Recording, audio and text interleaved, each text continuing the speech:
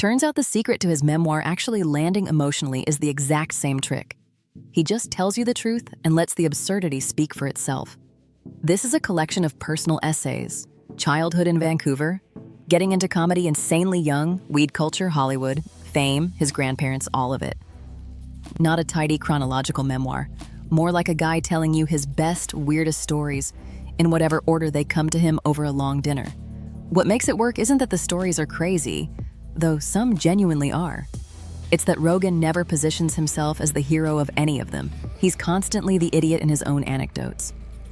First idea, the most interesting thing you can do in a personal story is make yourself the joke, not the hero. Most memoirs, even funny ones, quietly position the writer as wise or, at minimum, sympathetic.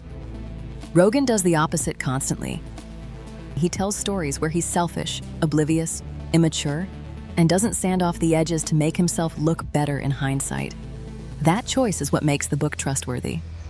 The second a memoir starts protecting its narrator's image too carefully, you stop believing any of it. Rogen never does that, and it's why the book actually lands. Second idea. The wildest stories usually aren't the most meaningful ones. The small, specific human moments are Rogen's got outrageous Hollywood stories, sure. But the essays that actually stick, the ones with weight, are the smaller ones: family, his grandparents, the texture of growing up.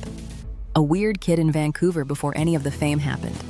Spectacle gets you the laugh, specificity gets you the actual feeling. That's true in memoir, and honestly, it's true in how you tell stories about your own life to anyone.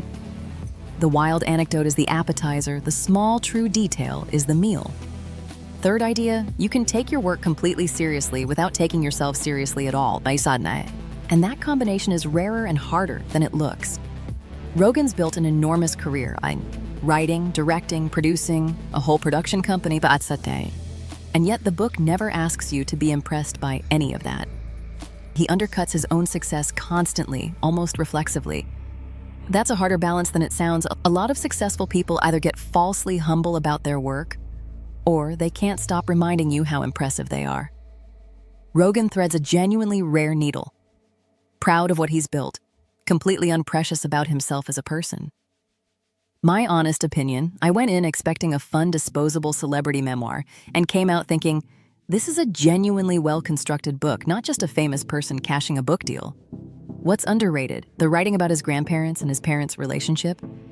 What's slightly overrated, in my opinion, a few of the bigger, outrageous Hollywood story essays toward the middle. They're funny, they're well told, but they're also the most podcast anecdote-feeling chapters.